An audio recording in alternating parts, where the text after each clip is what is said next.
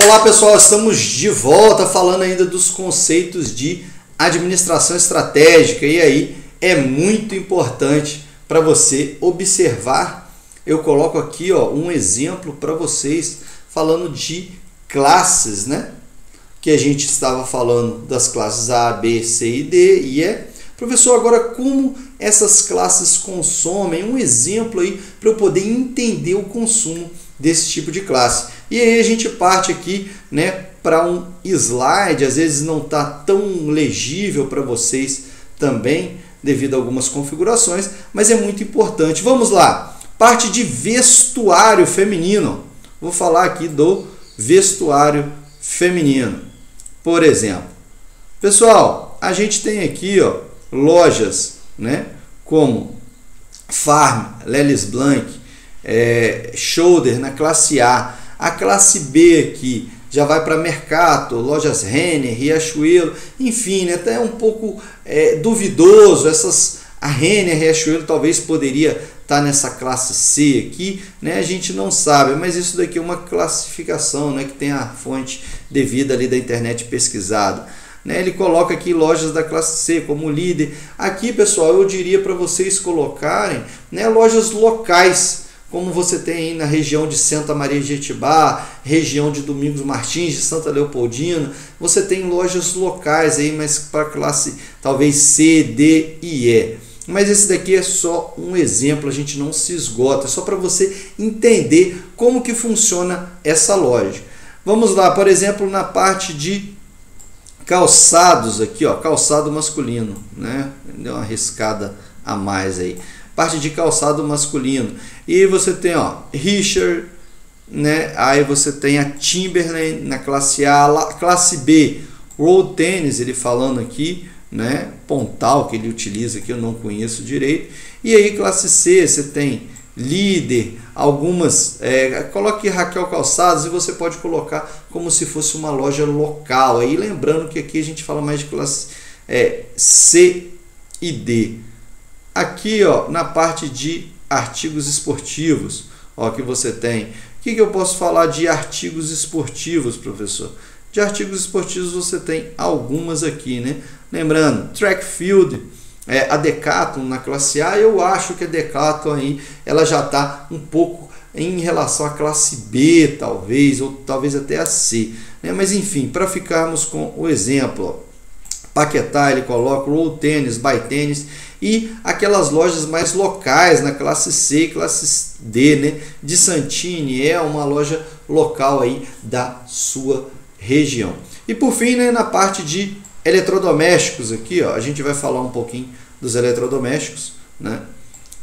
O que eu tenho, professor, na parte de eletrodoméstico?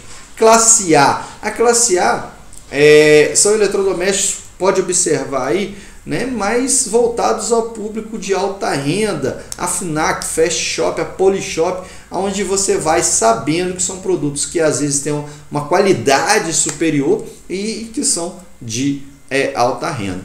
E aí você tem classe B, lojas Pernambucana, Carrefour, né, coloca loja 100, classe C, D e E, você tem lojas mais locais, que vendem eletrodoméstico, aquela loja da sua região, da sua cidade aí, onde vende tudo quanto é tipo de eletrodoméstico, fogão, geladeira, e aí você tem micro-ondas, até vendendo celulares hoje em dia, computador, tudo, né? Ventilador, enfim, aquela loja mais local aí que vende para o público da classe C, D e E também, beleza?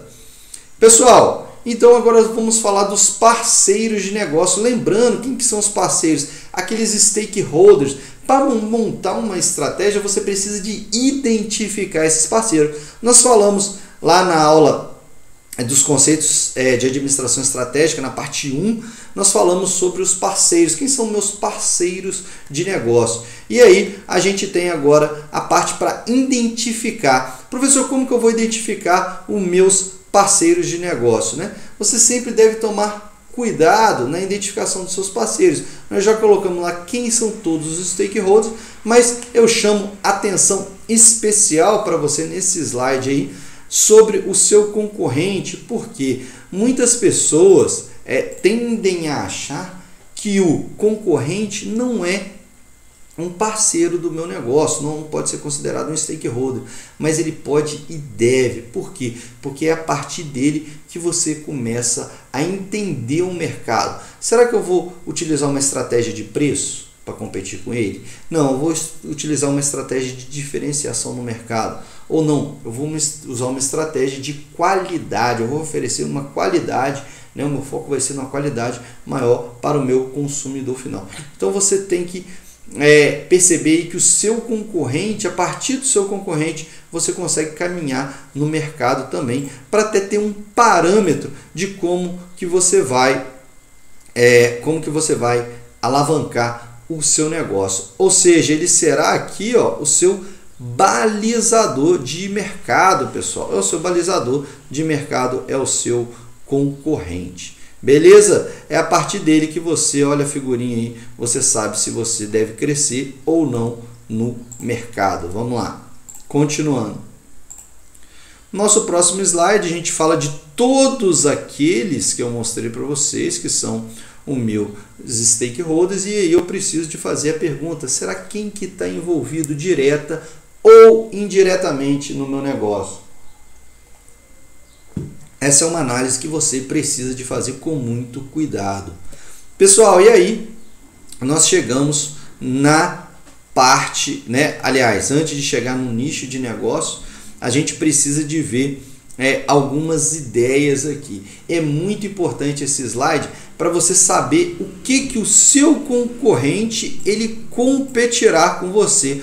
Professor, em que o meu concorrente pode competir comigo? Preço, né?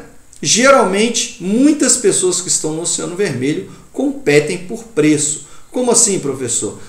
Eles colocam um preço mais baixo e geralmente quem coloca o preço mais baixo às vezes consegue realizar aquela venda. Geralmente essas pessoas estão no Oceano Vermelho. Qualidade, aqui você às vezes já vai para um oceano um pouco mais azul aí, digamos. Lembrando da nossa aula de estratégia do Oceano Azul e Oceano Vermelho, ele é muito interessante. Qualquer coisa você volte na aula aí que você tem disponibilizado na playlist. Qualidade.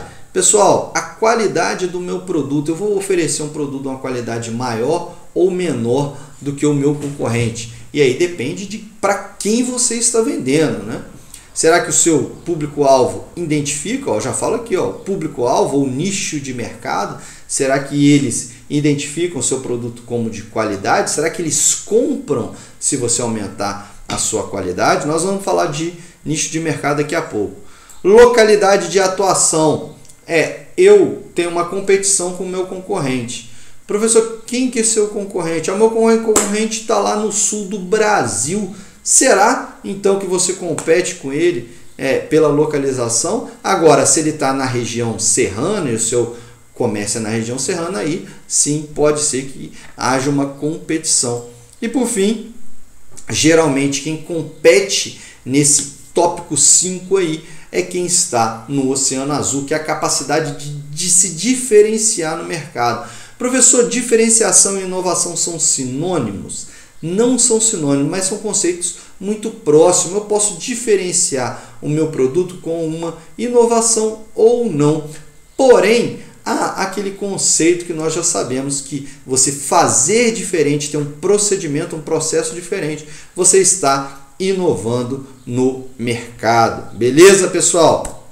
Continuando aí, eu queria falar para vocês agora do conceito de nicho de mercado. Professor, o que é um nicho de mercado? O nicho de mercado ele é muito importante para você construir a sua estratégia. Nós falamos de diversos conceitos dentro da parte de administração estratégica e agora nós estamos indo para o conceito de nicho de mercado, que é muito interessante você observar esse conceito.